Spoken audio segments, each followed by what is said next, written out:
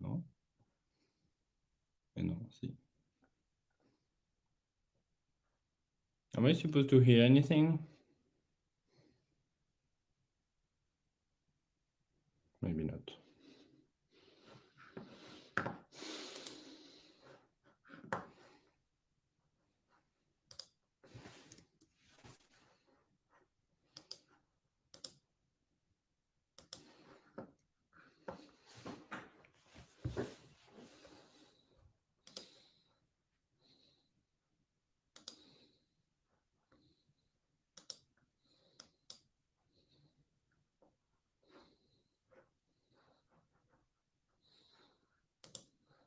Je fais un test micro, oui.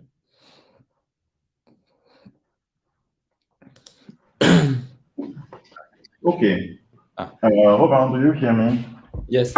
That's good. No. Alexandra? Oh, okay. Yeah, that's about you. I thought it's still.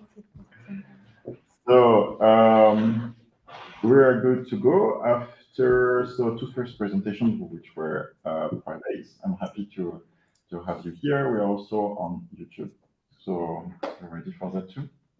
Okay. So with us, we have Robin Palitas, who I guess you here, you know, Robin is researcher at e-commerce. And so we'll be both of us here to ask you questions. We had a little problem with the flu or COVID, I'm not sure, and the two members of the jury are actually at home. So they are unable to connect this morning, but so the presentation is recorded and they will also participate to the assessment, but unable to ask you questions this morning. So it's a little bit particular situation. Okay. So Robin and us, we are ready. You are ready? Okay. Yes, I am, if you can hear me. Yes, we hear you correctly. It's good for you. Yes. Alexandra, so you have the floor for 15 minutes. Do you have a timer? Yes, I'm. Of course. I'm making it. Okay. There you go.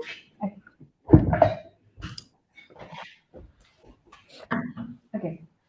I hope it sounds good there. Problem? Yeah. Okay. Good morning, everyone. My name is Alexandra, and I will present you my Immersion project scientific research. The title is How NGOs and Private Stakeholders Manage the Ecosystem Services in MPA. I'm free, sorry. Okay. This is fine. Okay. My fault. So we start with the conventional slide, conventional presentation. We start from the introduction, and then materials and methods, and afterwards results and discussion, and then we will conclude at the end. So we start with a bit of context. We will introduce the marine protected areas that has the benefit that and has objectives to protect biodiversity, to preserve fish stocks, and to give benefits for the coastal communities in the future.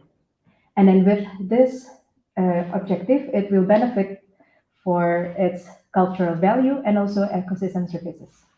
It will support the well-being of people that live in the conservation areas and also surrounding areas. But in fact, there are some problems that are happening in the MPAs because there are some gaps, there are some limiting factors such as lack of financial resources and also lack of capacity within the staff. And this is the problem that we need to solve. So to bridge this gap, we have two entities that are ready to play their roles. We have non-government organizations or NGOs, and we have private companies. Within this role, the NGO, they build and design MPAs with government and local people, and private companies, they can help the funding and also prevent the implementation of the conservation. So now we go to Indonesia. So Indonesia is an archipelagic country that has almost 24 million of conservation areas by January 2020.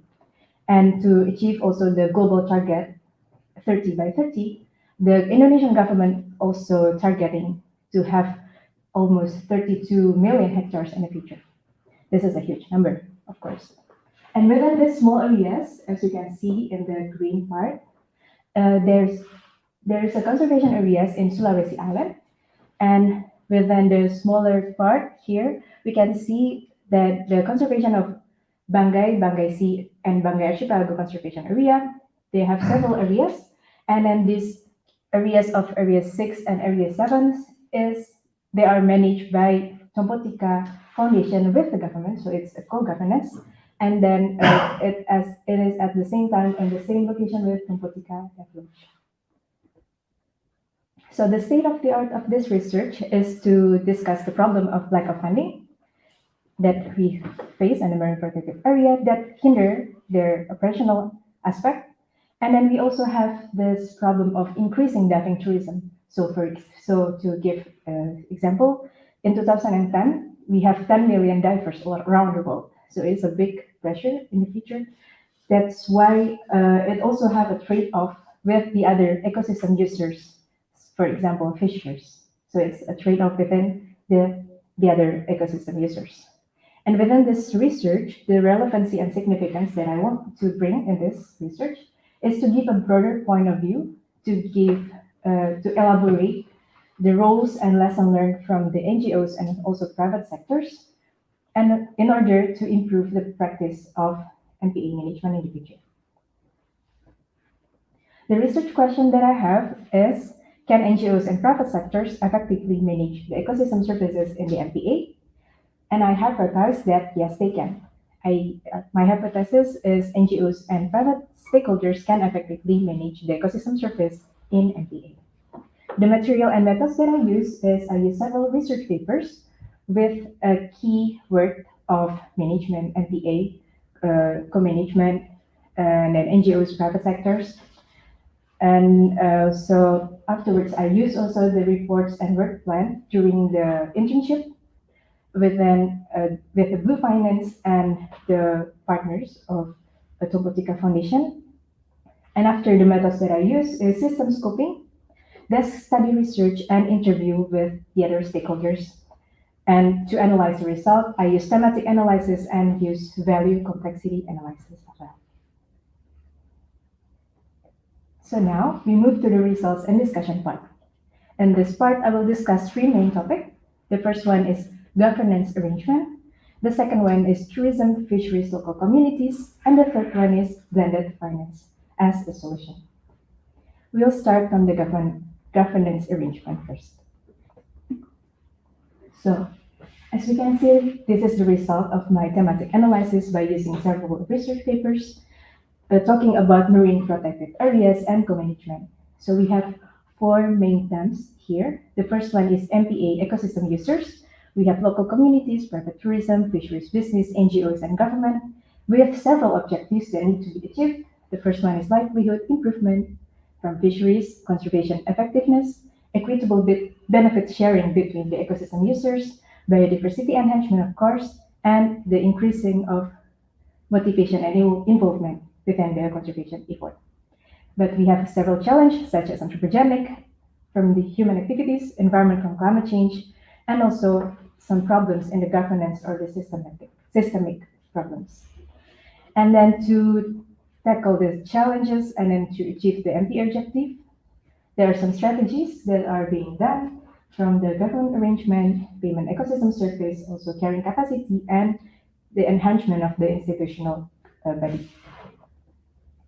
Now we move forward to discuss more on the governance arrangement. So by Arnold et al., they have several types of governance. They have hierarchical, which is an MPA that is governed by government alone. We have co-governance that is open opportunity for other entities to help the government, so to do collaboration.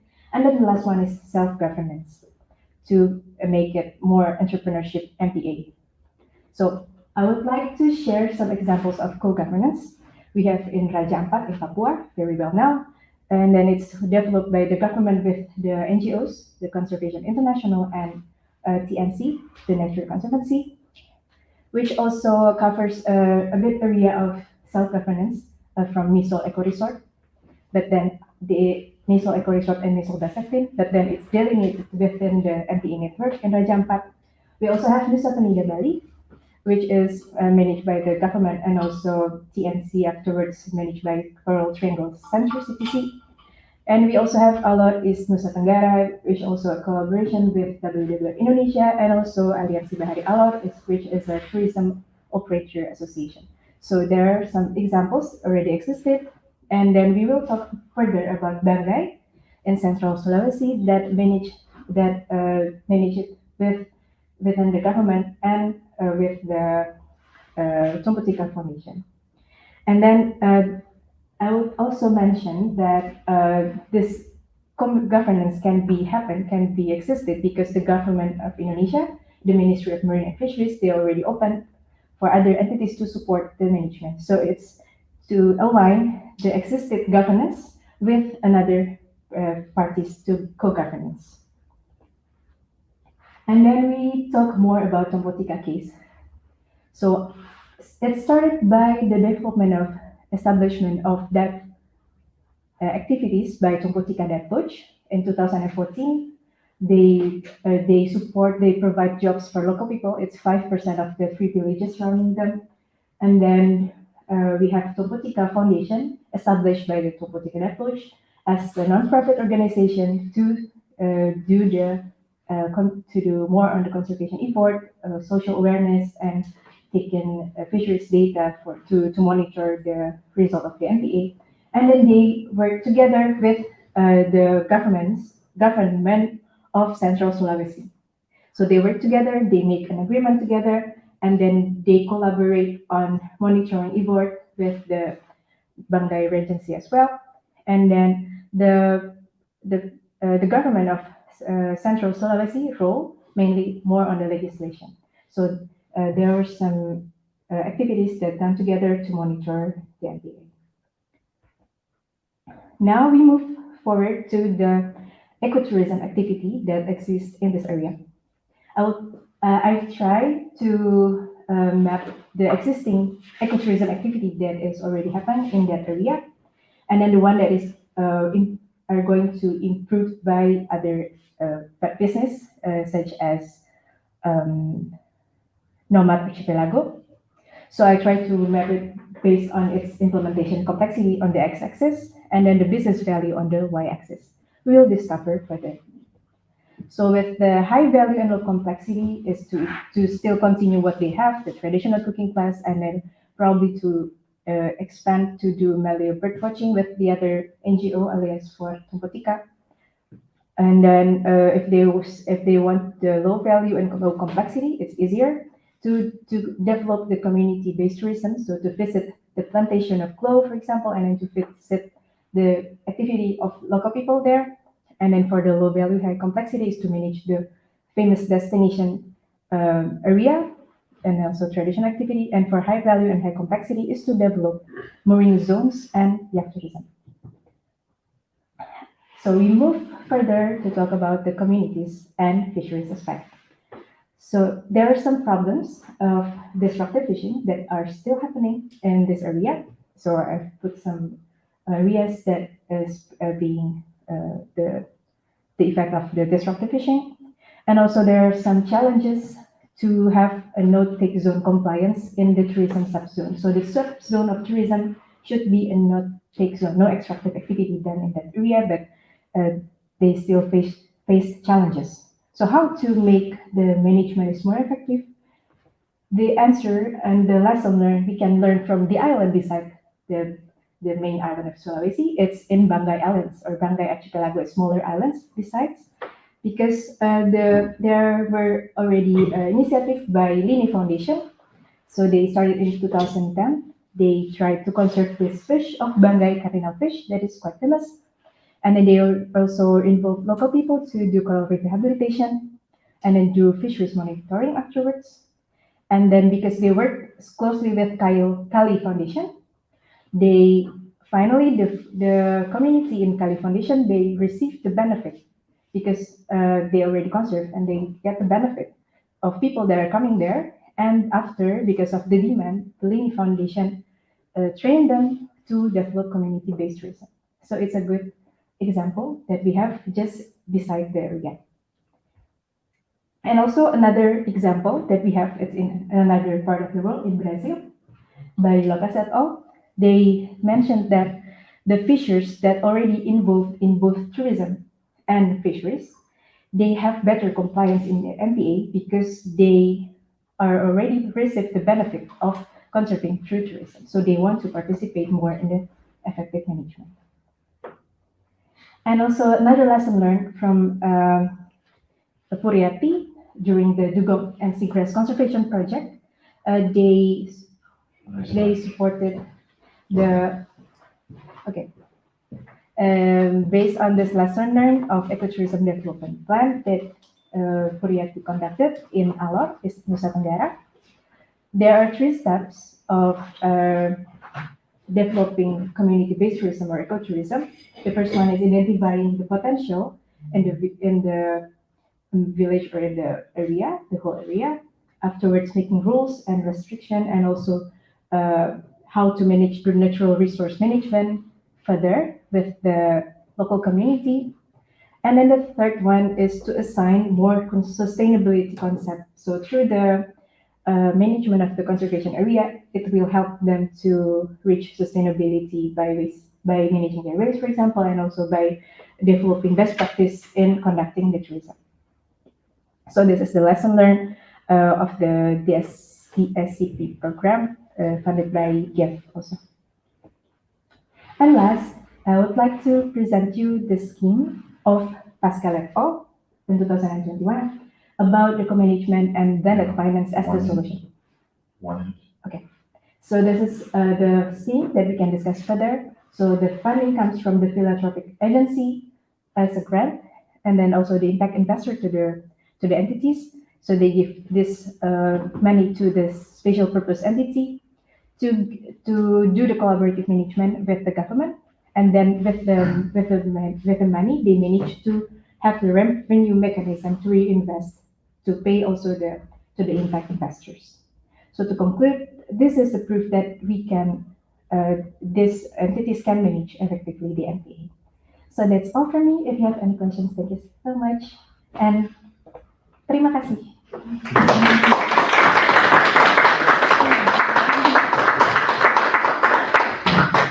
Thank you, Alexandra. You're welcome. Robin, you started with the question the first time, so maybe I can start for first question. Actually, so congratulations, Alexandra, for this presentation. You combine different stakeholders and knowledge from people, so it's a lot based on maybe intangible data, qualitative data. So sometimes difficult, I think, for us, for me, to understand exactly what you have done compared to what has been done around you. So could you be a little bit more specific about your work in maybe 1 or 2 examples? Also, because it's a lot of interesting information, at what level this information is new, what was known before? Maybe if you start with the slide 13. This one? Yes, you just 1 example, but maybe if you want, you can take another example. Yes. Here you're talking about a lesson learned, Yes. but what is exactly your part in that? Yes, actually, this is the lesson learned of Puriati. That was actually, I invited her to conduct the assessment in the project of the Dugong and Seagrass Conservation Project that I manage in Alor of East Nusa Tenggara. So actually, this is the one that she discovered during her visit to Alor, and then understanding the condition and understanding the condition and context based on my assistance as well, and I gave some information, and then this is the result of the study. And also this one, okay, it's here. Yeah, so in here, Actually, this is based on my interview with the director of the foundation. Yeah. So before, I was like asking a very deep question, like, do you have something that already existed in the area, but like it's not like for example, I asked everything like from the garden, from the plantation. I asked everything about what condition that do they have, but they don't really like take take take a look into that activity. For example, like the club visiting, and then also the traditional handicraft, and then yeah, that's the one that I like suggested to her based on my experience, that it is very important to involve and then to use what already that like their daily activities, and then this is what they also find useful to develop in the future. And then they, based on my suggestion, they also make like they started to make an area to make like a souvenir. Okay, so your work was a lot based on management, actually, with the distance a lot. Yes, yes. So I did a lot of Zoom calls and then like WhatsApping a lot with the time differences. But yeah, I managed to do it. And then yeah, even though it was not really intense, and I did a lot of like researching of what already existed and interview people that are already there. But I think my suggestions and my idea was my contribution for them and also for this research. Okay. I will come back with another question after Robin. Robin, if you hear me, you can maybe hand off. Hello. Sama-sama for the presentation.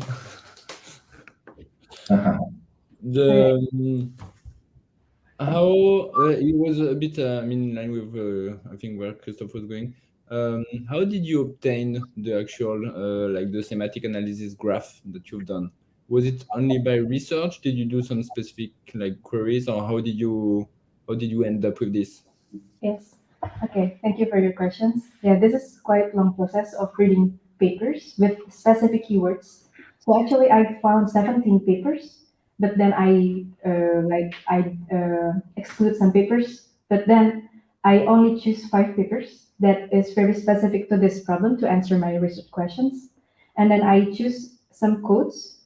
Like I extract codes and keywords on the paper, and then I exchange it with like I compare it with another paper and then merge it together. So this is actually a method by Clark and Book. So the methodology is actually a psychology methodology to get a thematic analysis, and then to get this, I should not do only one read. I should read it like more than one, and then to make sure that this is the keyword that is suitable to represent the whole researches that to present the papers that I found. Yeah, that's how it works. And also this is purely based on the research. Okay, thank you.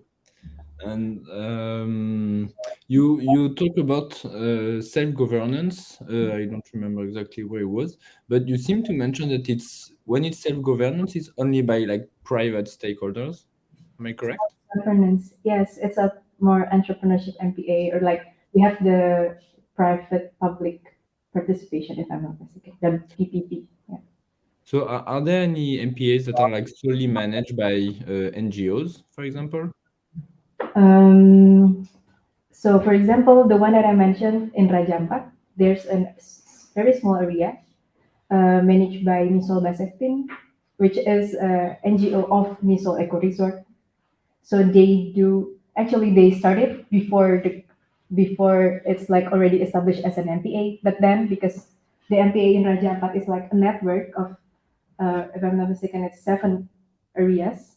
So then it's delineated into one of the MPA within the network. But yeah, before they worked directly with the local people to ban shark fishing, and then after other conservation activities. But yeah, so like even they all start from like private, like companies. Yeah, private, and then just like Compotica private, and then make a foundation, and after it being the whole. And how do you perceive the fact that most MPAs, so in line with that, are actually like either manage or originate from like private companies and not for like public protection measures? Or do you think that's the solution, like to have like several like eco resorts like everywhere that would like enable more areas to be private but protected? Or how do you have an opinion on that? Yes. Actually, there are some also some examples of co-governance within the government with the local people. But like why it's with the local people? So they have the name is LMMA, locally managed marine area. So it's like based on the customary traditional, like they have the tradition of close some area for some time and then open it again. It's called Indonesia, we call it sasi, and like sasi or mulung, so it has like different terms. But like the one that they make by themselves, like for local people itself, usually I haven't find any case, but usually they work with the government because they also need to support from the government to give them more in understanding about the governance. But then they already have their own customary law before ask the government to work with them and and do the co-governance. Thank you. And one last question, but it's more by curiosity. You said there's still some destructing fishing method somewhere. Is that actually actual bombing? Do they still do that, or yeah? Yeah, it's after the World War, so the knowledge is because it was used in the World War. But before, it's actually not the tradition. But then, yeah, they still use it. I even saw one, but not here. Like I saw it with in front of my eyes in the sea that the water like poop like that. But then people don't do anything because probably it's their family who did it. So yeah, that's the problem. So we need the existence of the government to do the law and enforcement for that. But then to also give an alternative such as community-based tourism. Yeah, I mean, because of the scale and the number of islands and like possible MPAs of Indonesia, I assume that it's almost impossible to enforce protection measure at the scale of the country. So there has to be like either managed or driven by local populations. Yes, yes. I mean, when we see the map here, I don't know how many. I mean, I don't know how many thousands of islands there are, but it's Yeah, we have 17,000. We have 17,000 and then the government wants to establish more MPAs, which is with a good objective, but like yeah, with the gap of the funding, of course. But so I think yeah, it's good to mix whatever resource we have to like reach the objective of the conservation. Like at the end, it's also for the people who live there, but like we need to manage it wisely. Yeah. thank you. Thank you, Robin. Coming back to a question on your slide 11, the matrix, you're talking about a lot of examples, really interesting. So it's yeah, I understand your work to try to classify them so as low, high complexity. So you're talking about maybe an expected aspect, connection between conservation and community development. You're talking about this traditional cooking class. Can you tell us a little bit more? And if you can try to connect, so how somehow land activities like bird watching and cooking classes can actually be related to marine conservation. How does it work? Yes. So actually, the traditional cooking class is already being done by the Topotica Lodge as their attraction. So, for example, there's a tourist come to the Topotica Lodge, and then they want to have surface interval, or maybe they are finished their dive. They can still have another activity, but then within the package that is already offered, the money comes to the local people, so they understand that oh, they are doing conservation, but at the same time they want us to improve like our like their job. They have their job like it's not really job, but like freelance, like based on the demand. And then also it support the conservation because they understand that oh, we don't need to really 100% extract the ocean. We have something in the land, So that's my point. The cooking class is not only about fish. No, it's also about the surrounding area. So by offering the one that they have in their plantation, they also, based on my discussion with Marianne, the director of the Botica Foundation, they also have like a home garden, so they can use whatever they have in the land to give something for people that come. So it will be like a mix between the coastal areas and then the sea, and also they have fish and cook in the bamboo. But how does that relate to the ocean protection? Mhm. How? Yeah. Like, is that they have to fish less? Is that money for protection? It's something that I miss. Okay. Yeah. So by actually by having the one that cooking, it will be the wife, but the one that will take the fish will be the husband. So the combination of the role that, oh, my wife is involved in the tourism activities and I need to fish, but like my wife told me that you should not like maybe do the disruptive fishing again, and then it will be more on the involvement. And then like mentioned by Lopez in Brazil, if they already involved in the tourism, they will comply to the management that is already uh, assigned. Because if they don't give benefit of the, for example, they get the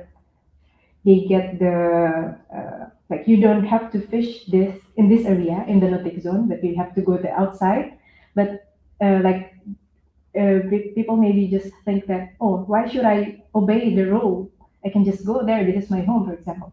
But then because the wife, or maybe he in the future, if he has the capability to bring people to snorkel, for example, they will have the understanding that, oh, by combining the fisheries and tourism at the same time, it can fulfill me with a good livelihood.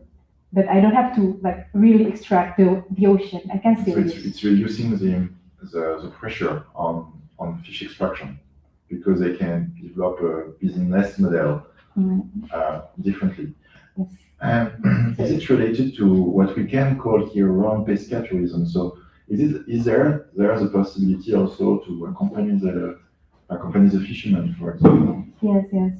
Some activities, but not here, in other areas. And for example, in Alor, so some fishermen has already like the ability to bring the tourists to see to watch the dolphins or to watch the dugong, and also to like give the experience of watching them fishing, like they using like this fish traps. So it will be another a branch of ecotourism. So it will be there you have another livelihood of this activity in the sea and also in the land. Do you have any example of other aspects that you could imagine to implement, given your knowledge also of what happens elsewhere? Mhm. Or maybe how some other aspect, because the goal is to have high value, low complexity, I'll say. But do you have any possibility to transfer some of these activities in Yeah. non-blue boxes towards the blue box? Yes, actually, with the green box, with the dive sites, with mooring-buoy, it's actually this is what we discussed, and then this is also the dream of Topotica Foundation, but it's a bit complex. That's why I put it there. So in front of the village, sorry, and the dive lodge and the foundation, they office is within the three islands, and the three villages. Okay, So on the domain. yeah, on the land. So they have this office here. So by combining, by having each mooring buoys in each village, it will give an opportunity for for example, boats that put their buoy on the no, that put the mooring on the buoy to pay, and then after the money can go to the conservation activities as well. But it's a bit complex to manage it because But you can imagine to try to simplify. yes, as well. yes. Yeah, but yeah, it's possible, but it's a bit complex. Question. Is there a question here with you guys? Yes, Isaac. I just have the curiosity if you were there at the MPA or if you work from here. Just a curiosity. Yeah. Curiosity will be better on the field. I'm sorry, the question is, she is curious Ah, to know okay. if you were Yeah, I on was site just or curious if distance. you traveled there and like you were directly working in the MPA or if you work from here. Oh, you were asking what did I go there? Yeah. No, I didn't go there, but I interview like I interview and I discuss a lot, call and then just call and then text, and also with the distance. But then I also try to find from my network like local people that live there, and then I ask them like what is the condition. So I try my best to get the information, even though not from the foundation and not from the Blue Finance. So I try to take a look on the existing condition within the area. Isaac has a question. Yeah. So I want to go back to an idea. You mentioned that they are thinking about, or they're trying to create more MPAs around the 17,000 islands. Do you think it's a good idea to create more MPAs, or to actually focus on the ones that are already created and fill those financing gaps, or fill those gaps that currently exist? So you asked me to choose, or? Yeah, it's in your opinion, I suppose. You're in the position. Oh. So I think the existing one is almost 24, 32. So we need more 8 million hectares. But like, the gap is like, it takes time to develop new MPAs, and it takes efforts to like do the research and like held meetings. Very like a lot of effort is needed. But then the lack of resource also. So I think with the resource that we have, the limited resource that we have, I think it would be better to invest it more on the operational of the MPAs, even compared to like make new MPAs. But like at the same time, the government got pressured from the global to make it bigger. So at least let's try to do what we have, the resource that we have, even though it's from the private and also from the NGOs. Then any NGOs itself, they get it from the philanthropic people that then don't want their money to go back to them, so they give it. But then it's not sustainable, So this is the option of sustainability through the blended finance mechanism. Thank you, Alexandra. Thank you. Bravo. And also thank you for everyone that I interviewed, and then everyone that supported my research, and also my friends that are watching it online. Thank you so much. You even former students from MARRES, alumni, Hello Julie, and maybe some people that I think you will recognize. Yeah. Thank you too. Thank you, Alexandra. So we're going to come back in a minute with Max. Thank you so much, Robert. On stage. Brother.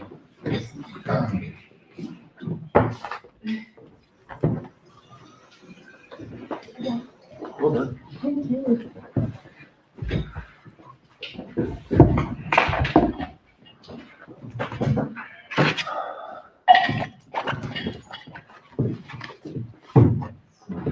See how this presentation.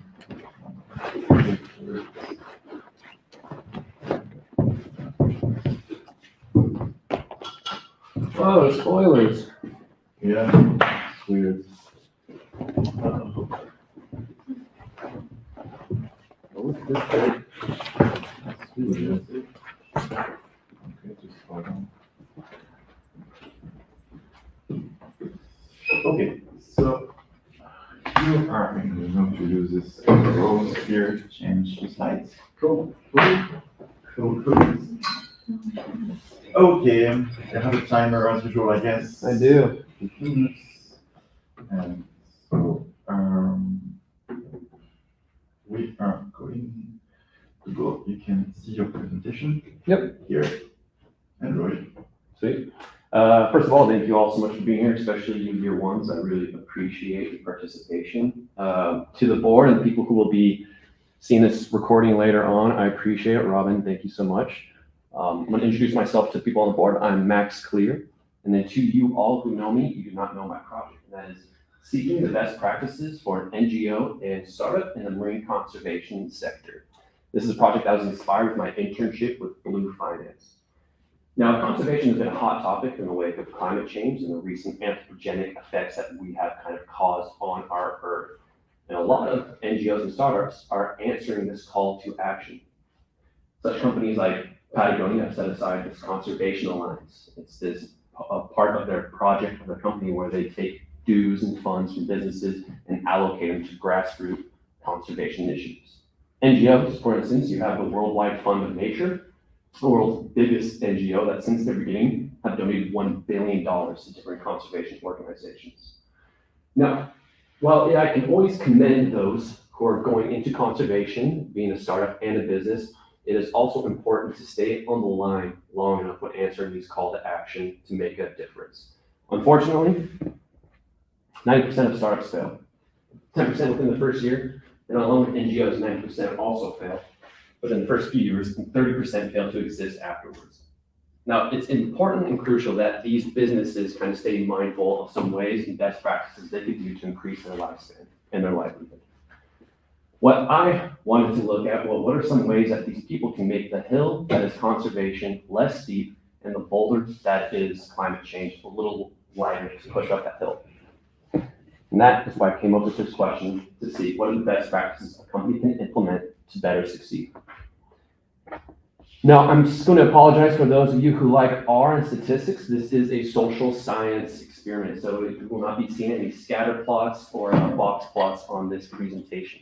What this is, though, is a presentation or a report of me gathering information through various interviews, through various NGOs and startups, combining their responses with different literature review, and synthesizing the data to create a best practices. Now, I want to disclaim that all of these NGOs and startups that I interviewed, their names and businesses will not be disclaimed. However, I can share with you that on average, these businesses have been around for 8 years. Most of them just started with about 2 people and then grew to a size on average about now 12. And all of them were in retrospect to marine conservation.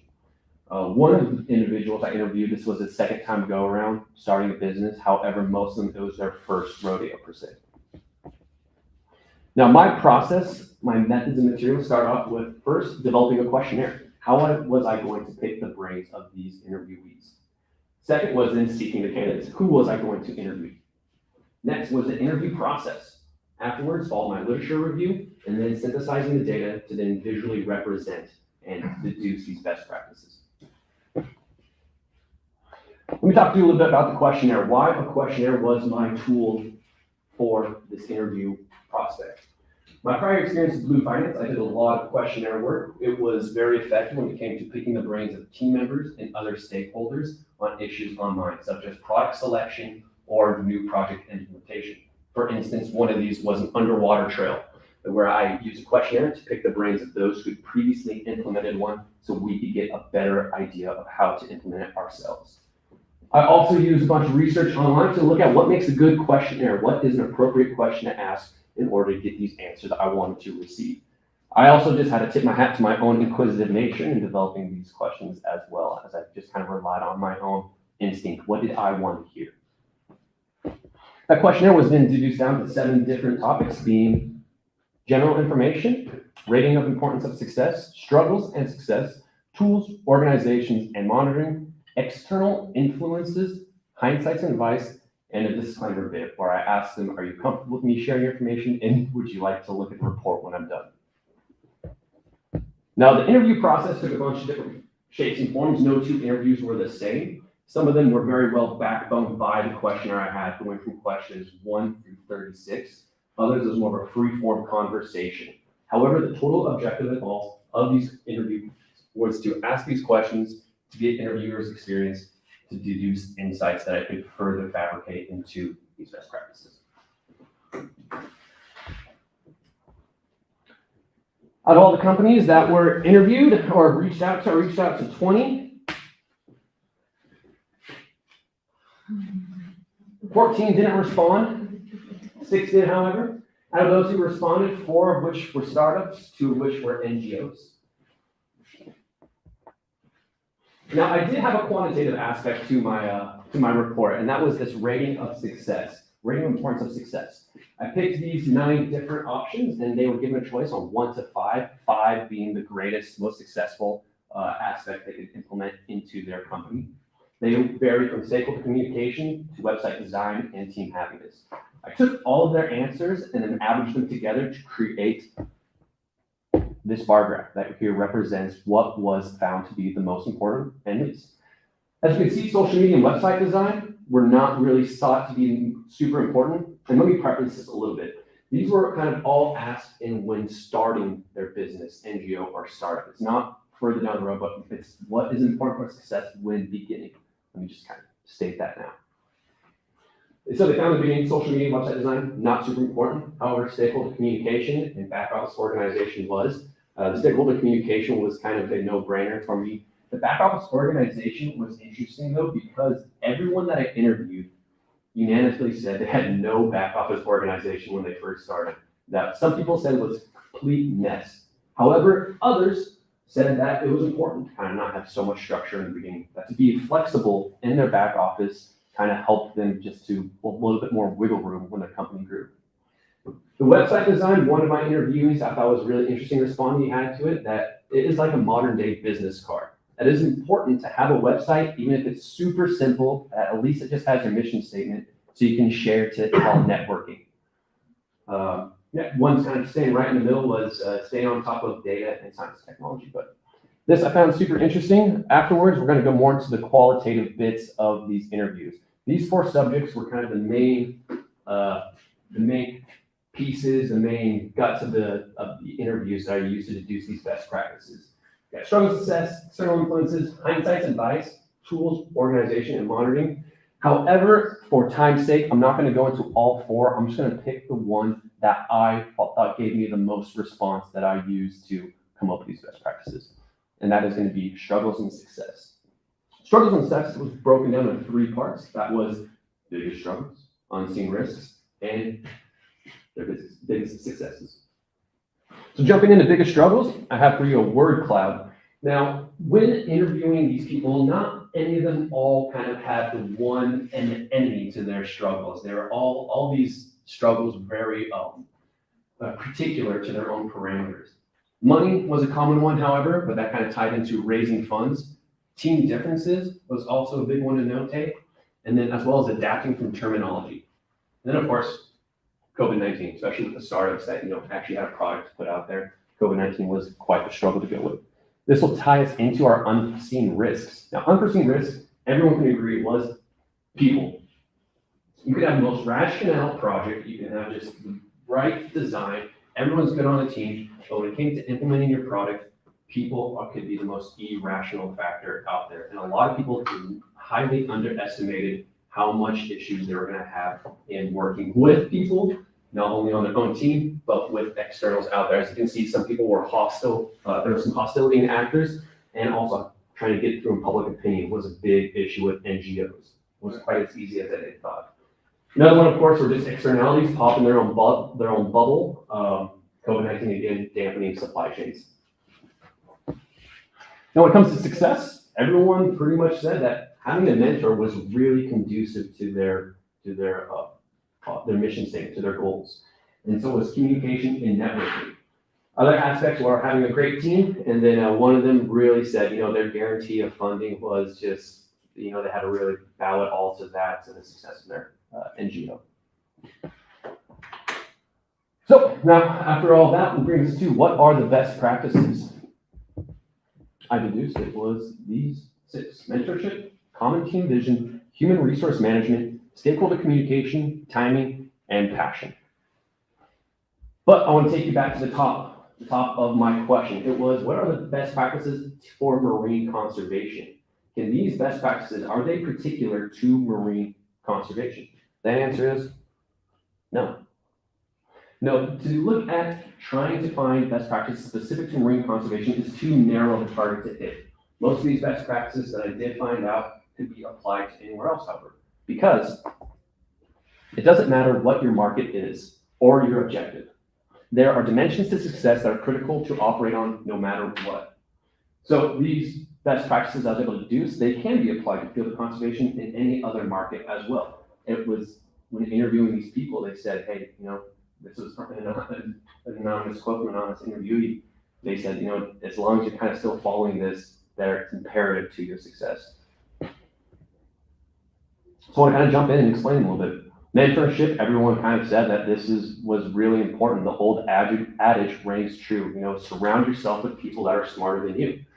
A lot of people came from academia into entrepreneurship. And that leap right there was a hard transition. Verbiage terminology from academia does not fly the same in entrepreneurship. So having accelerator programs, people in business mentorship was just crucial for these people, especially to get into the entrepreneurship world and think on different timescales, think on different terminology. Common team vision. This is a great quote here from Kevin O'Leary. If you don't believe in the mission statement anymore, I don't want you near the rest of my team. A lot of people had issues with team members. One of the people I was interviewing, they had a falling out with their with the starting partner in the company because they didn't see the same team vision going on. It is imperative to be transparent and clear in what everyone's mission goals are. This kind of ties in the next one, human resource management.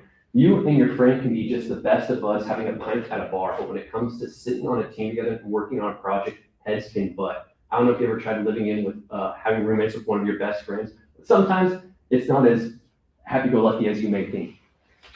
So an important aspect is you need to be taught team management and human management. You need to be taught these soft skills and how to allocate them. And of course, if we can tie this one back to my rating of success, is the stakeholders. It's about people and people working together. Just being transparent with your stakeholders, making sure you're always seeking stakeholders is important as well. Keeping that network going, keeping that momentum in place is very crucial to kind of success as well.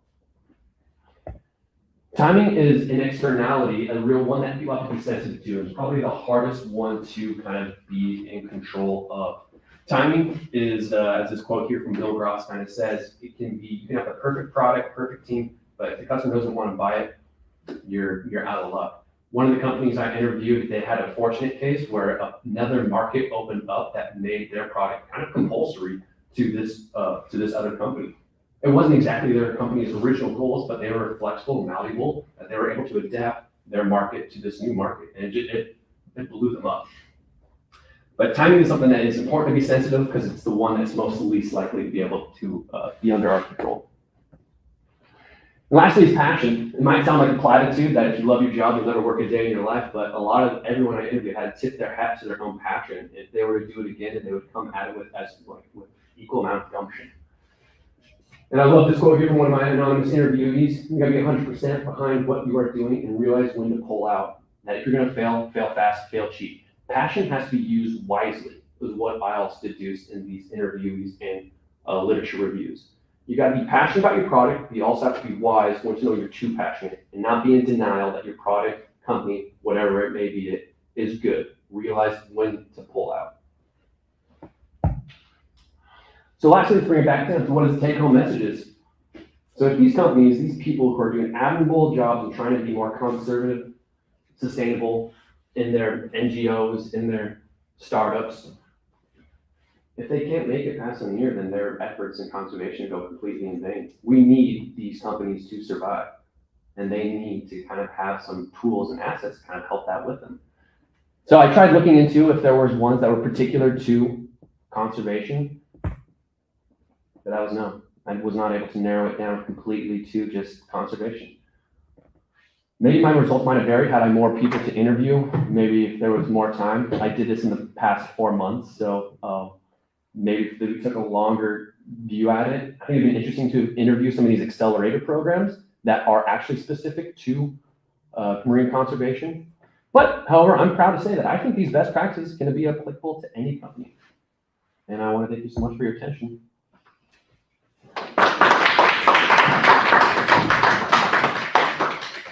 Thank you, Max, and thank you for your also time management for that. Maybe we can start with you guys, so prepare a question or two before we go to Alda and I. Just wanted to come back on the idea that you say that you worked on the last 4 months on the plot, but maybe at some point we can come back also to the idea that during your Immersion project you were also experiencing other aspects. Mm-hmm. To come back to that. Yes, use. I just didn't have, you mentioned 2 important things when starting. You said the mentors for success, and you mentioned another important thing. I just didn't catch that word. The slides that had the mentors. Biggest success. Oh, the biggest success. So communication networking. You're welcome. You have any questions? No? What would you do to improve the methodologies you use if you had to do it again? Do you have do you have any limitations that you could change? Yeah, I think If you can say again the question. so the question is, what would I do to improve my methods and materials Yeah. going at this again? Yeah, I had to kind of alter the first way I did this. My first time when I was reaching out to all these different companies is I just sent them the email, sent them the questionnaire, kind of stated my objective, stated what's in it for them, and why am I doing this? And I was kind of like, fill out the questionnaire. Later I wasn't getting a whole lot of response from that. Later it's turning into me being like, hey, can we set up an interview? Let's make this more of an intimate opportunity. And I think I would have gone more that direction and have done that more next time. The questionnaire was super useful to have available to kind of, like I said, backbone the conversation. But I think if I were to do it over again, it would just reach out first on that foot rather than just being like, no one likes being handed a survey at a beach or anything like that, and make it less like that, more of like, hey, I really want to learn you. And I think that's what people really appreciate when I have these conversations with them. Okay. I think my question is also related to methodology. Is there a reason you chose to conduct the surveys before the literature review? Or is it because you wanted to go into it without a bias as to the literature review that you were reading, or is it any specific reason, I suppose? Yeah, the literature review kind of went in tandem with the interviews and questionnaire a little bit, but mostly I wanted to get the answers from the interviewees and then cross-reference it on there. Okay. I felt kind of maybe if I were to look up what are the best practices that Google tells me, that would have kind of derailed my own thought process. I would have groomed myself to their answers. So I kind of want to be fresh with my own originality.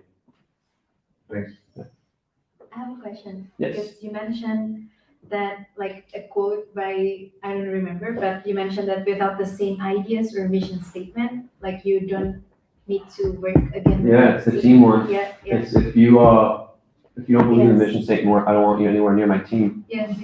Like based on this, I was just thinking that, do you think that like a sustainable business or like NGOs or whatever, they try to like, if they already have one mission statement, is it okay to change, or do they already change like the mission statement in order to accommodate new thoughts and then new ideas in the future, so they are like evolving to another mission statement? Well, I think the idea there is to have your goals vague enough that you kind of have a general idea of what you're striving for, or specific enough that you have a general idea of what you're striving for, but vague enough that you can build upon it as you go. A couple people I interviewed realized that there was a changing in their original projections, and that, I think that's just kind of something you have to be ready for, that if you start off too strict and too much of a statue to be pushed in what your ideology is, then you're just going to kind of crumble like a statue. But like, do they have already a big, do they have like more specific or more big idea, the one that you interviewed? One of them had that issue, Alexandra, where they were a bit too specific and they had to adapt. I feel most people, though, in this, and especially in NGOs, they are kind of fueled by that similarity and passion, that they are kind of all like wanting to do this for conservation reasons. And I think that's kind of a good way to kind of bring them together. It's most of them kind of started off with the general vagueness. Like I said, the one startup kind of had this real select mission, but this other market opened up and we're like, well, I guess we're kind of still meeting our objectives while these people are paying us to do it. So that worked. Okay. I will step forward. You're actually, maybe you can come back on slide number 10.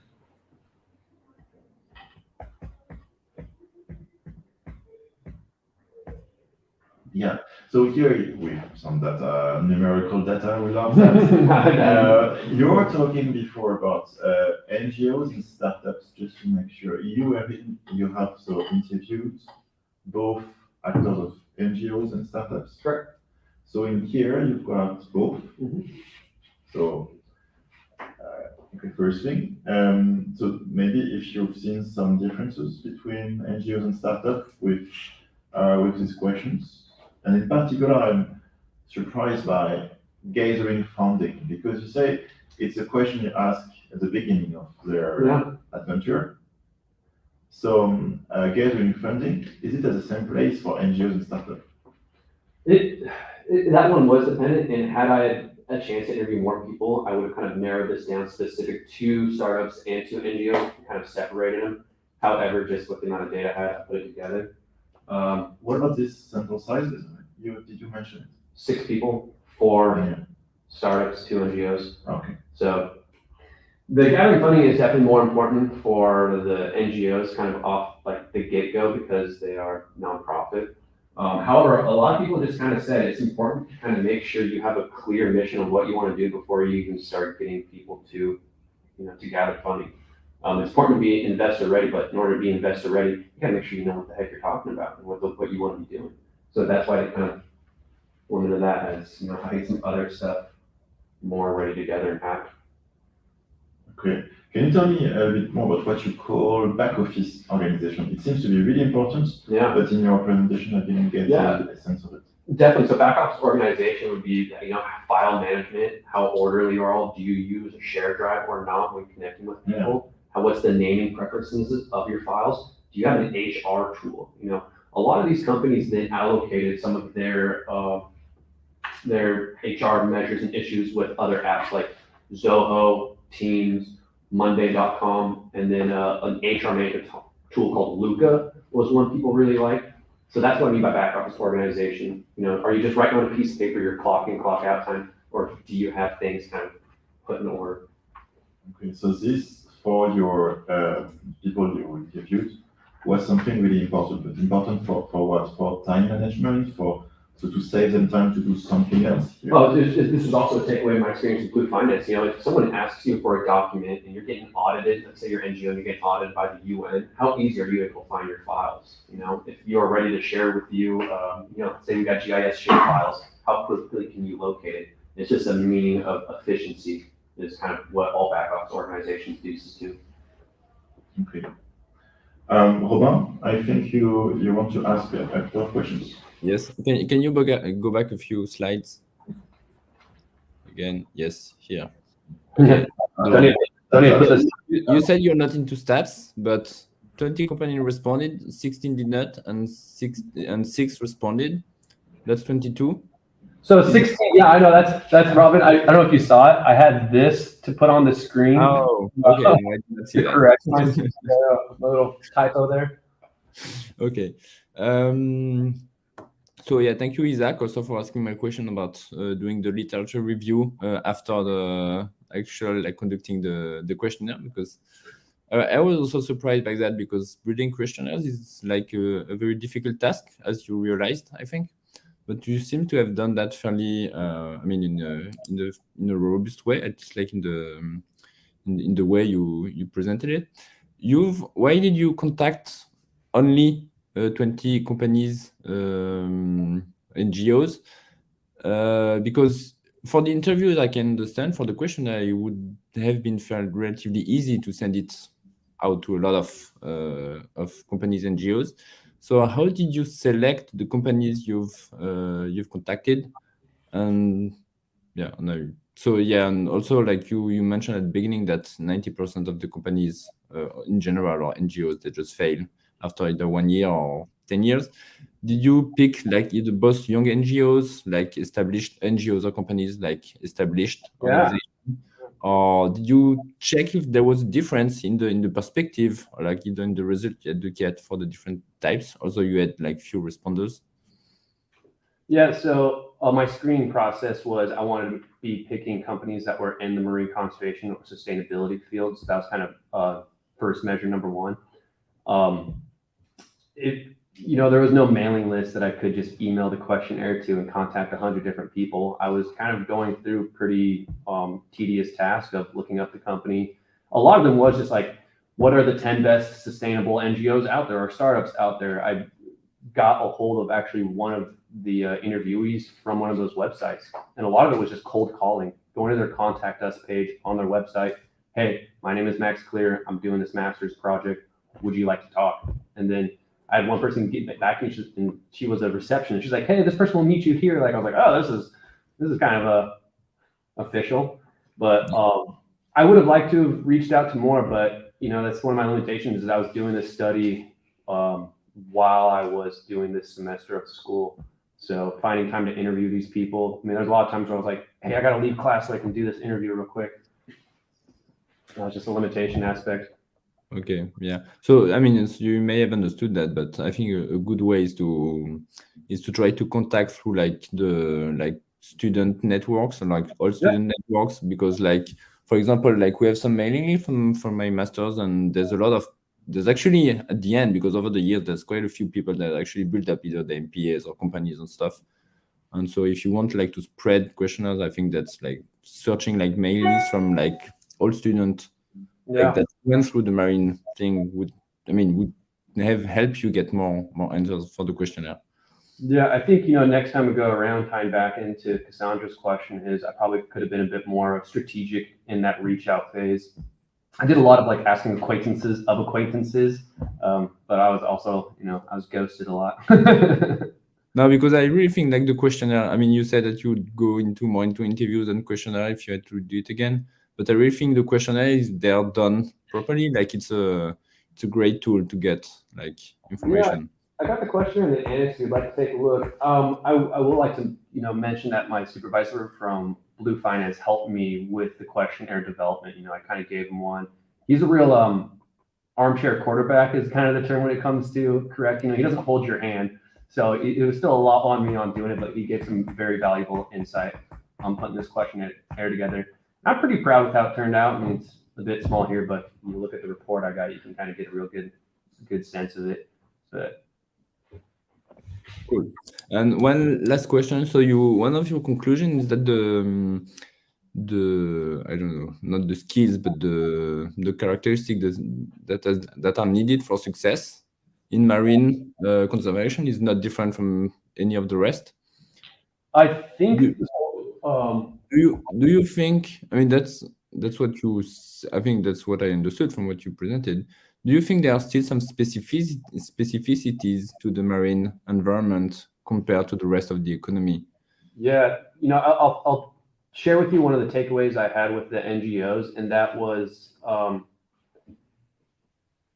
that NGOs, specifically in conservation, have to compete with each other for funding. And so they look at other NGOs as competitors when they should look at them as more as alliances and other stakeholders, because they are, at the end of the day, trying to achieve the same goal. And I think that might have been a bit particular to NGOs in the conservation world, that this competition for funding can kind of lead to, I guess, passive aggression. Yeah. Okay. Thank you. Yeah, thank you. Thank you very much for the presentation. Very cool. I enjoyed it. Yeah. Thank you, Max, and again, congratulations, because once again, this work comes with a lot of redirections, and so congratulations for your resilience.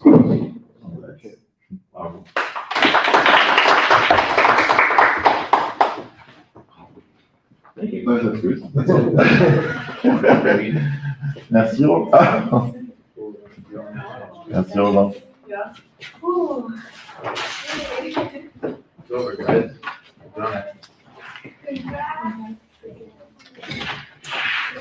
I'm on my way.